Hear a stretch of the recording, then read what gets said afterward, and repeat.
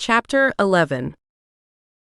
A few days after Devon made enforcer, I came home from work and on my way in the door I stepped on a piece of paper that had been slipped under it. The unexpected difference in traction sent me sliding. After catching myself, I picked up the paper. I immediately saw that it was another white envelope like the one I'd found under my windshield wiper. I set it on the end table in my living room, dug my PCD out of my purse, and dialed Devon. "What's up, little warrior?" he answered. "I got another one." "Another what?" "Another note." "Where?" "I found it in my apartment when I came in from work today. Someone slid it under the door." "What does it say?" "I don't know, I haven't opened it yet. When I picked it up and saw it was the same kind of envelope, I didn't want to contaminate any possible evidence, so I set it on the table in the living room and called you." "All right, that makes sense. I'm almost home. I'll come straight to your place if you want, but I'm grimy," he warned. "How about you stop by your place and get some clothes, then you can shower and change here." "That sounds good. I'll do that. Why don't you call Rain and have him come take a look at it? We can get his opinion and see if he can recover any evidence that might be there." "All right, I'll do that while I wait for you." I disconnected from Devon and immediately dialed Rain. Unable to stand still and look at the letter, I wandered aimlessly through my apartment while I waited for him to answer. "Hey Nickie," Rain said as he picked up. "What's up?" "Are you busy?" I asked. "Not particularly. What's up?" I sighed, knowing I was going to have to start at the beginning. Last week at work, I left the office to pick up lunch one afternoon and felt like I was being watched. The sensation lasted until I got back to the office. That evening when I got off, I found a note stuck under the windshield wiper on my car. What did it say? "Stay away from the imposter," I recited for him. "Imposter?" he asked. "That's what Brandon's been calling Devon." "Do you think Brandon left it?" "I'm not sure. I didn't pick up his scent on it, but that doesn't mean he didn't have some friend watch me or leave it." "Right. So what do you need from me?" I just walked into my apartment and found another note. This one had been slipped under my door while I was gone. "What does this one say?" "I don't know, I haven't opened it yet. I don't want to destroy any evidence that might tell us who left it." "Have you touched it at all?" I stepped on the envelope and almost fell. I picked it up off the floor, but as soon as I recognized the envelope, I set it on the table and haven't touched it. "That's good. I assume you're alone?" "For a little bit, Dev's on his way home. He's gonna stop by his place and get something then come here, so I won't be for long." "Good. It will probably take me 30 or 45 minutes to gather up what I need and get there. Don't touch the note or envelope until I get there." "All right. Thanks, Rain. It means a lot that you drop everything to come help me out like this." "What else would I do?" he asked as though he wouldn't do anything else. "I don't know, but thanks anyway. Don't open the door to anyone but me and Devon. I'll be there as soon as I can." "I won't, I promise." I rang off and went into the bedroom to change. I couldn't see any reason to stay in the suit I'd worn to work, and I wanted to be comfortable. I'd finished pulling my tank top on over my head and was settling the hem around my hips when a knock sounded on the front door. I approached the door warily, scenting the air as well as looking through the peephole before opening it and letting Devon in. "I need to add your print to the locks." I closed the door behind him. "Oh wow, you weren't kidding when you said you were grimy." He set a bag on the table next to the door. "Yeah, a tractor broke down in the middle of the field, so I spent the day crawling under it in the mud, trying to fix it. I'm filthy." He carefully toed his muddy boots off on the tiled entryway. I'm not saying I don't like the idea, but are you sure you're ready for me to have full access to your place? He pulled his muddy t-shirt over his head. Why not? We spend most of our time together, either here or at your place. I shrugged. You might as well lose the pants too, or you'll trail that mud all the way to the bathroom. I guess you have a point. Did you call Rain? He stepped out of his jeans and handed them to me when I held out one hand. Yeah. He said it would take him a little while to get here and not to touch the note or the envelope until he did. So I have time to shower real quick? He asked. Go for it. I'm gonna go take care of these and dig up something for us to eat. Is there anything in particular you want? Not really. He headed into the bedroom. I heard the bathroom door close, and I went into the kitchen to deal with the muddy mess in my hands and find us some dinner. I put together one of my favorite chicken dishes, and I was putting it in the oven to cook when Devon strolled into the kitchen, his feet bare and his hair hanging wetly around his ears. I hope you don't mind I used your brush. Why would I mind if you use my brush? I let you use my pillow, remember? He chuckled. I kinda thought you'd see it that way. He came closer and wrapped both arms around my waist. Bending down, he lowered his mouth to mine and kissed me, a deep, searching kiss that I didn't want to end. I wanted to do that when I came in, he said, lifting his head. But I was so dirty and you were all clean. Do it again. I wrapped my arms around his waist, not letting him move away. He lowered his mouth to mine again and gave me another kiss. This one was lighter and a little teasing. Better? Aha.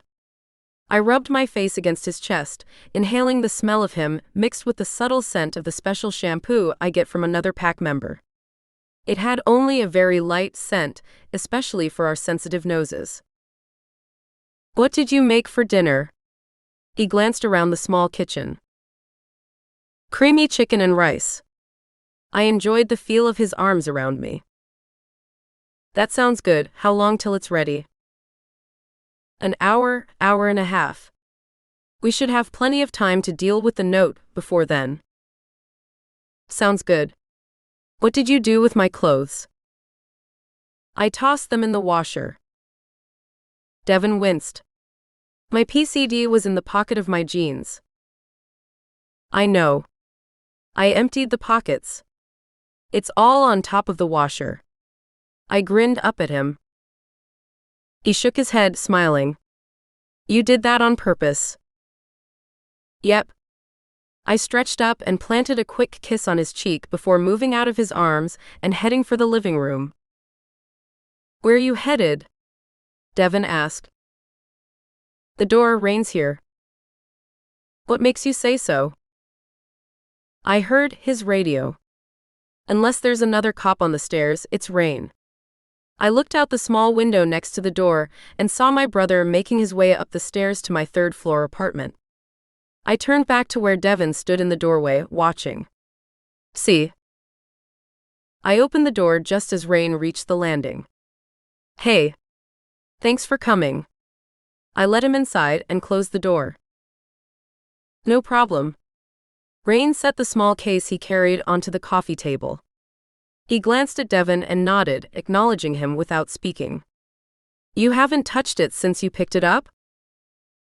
Nope, I picked it up and set it down there. I pointed to the envelope on the table near the end of the couch. I called Devon, then you, and I haven't touched it since. Good. Let's take a look at it. Rain opened the case and pulled on a pair of gloves before picking up the envelope and looking it over carefully. Devon, have you tried to pick up a scent from this yet? No, I only got out of the shower a few minutes ago. I hadn't even looked at the envelope. Rain flipped the envelope in his hands. It's not sealed, so no chance of DNA there. He noted. The last one was the same way, the flap was just tucked inside. I said. Do you still have that one? Rain asked. No, I gave it to one of Bill's enforcers. He said he'd look into it. Rain nodded, but I don't think he was happy that I'd given away the first note. Devon, why don't you come see if you can pick up a scent off this? Rain opened the folded flap of the envelope so Devon could smell the contents. Devon moved close, bent over the upheld envelope and inhaled, carefully scenting the contents. He concentrated on what his senses were picking up, without overloading them by taking too deep of breath and overpowering his nose. A crease formed between his eyebrows and he took a second deeper sniff, then backed away, shaking his head.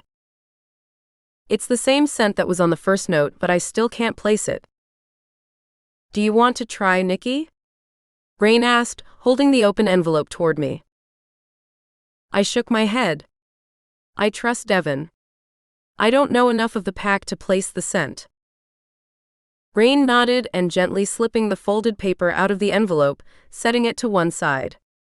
He laid out a piece of plastic sheeting and put the envelope on top of it. He sprayed the envelope with a small bottle from the kit. This is a chemical that will react with oils from the skin, making any fingerprints show up in blue. Rain explained. A few seconds later, several fingerprints appeared on the envelope. Rain used a small scanner from the kit to scan each of the prints. I stepped closer and pointed to one blue print on the corner of the envelope. This is where I picked it up, I said, careful not to touch the paper. Rain hit a few buttons on the scanner and set it aside. He picked up the note he'd set aside earlier and carefully unfolded it. He lifted both brows as he read the note. What? I asked. It says, you've been warned and still you dirty yourself with the imposter. His qualifying as an enforcer won't save you now. Rain looked up at me and then over at Devon. Does this make sense to you?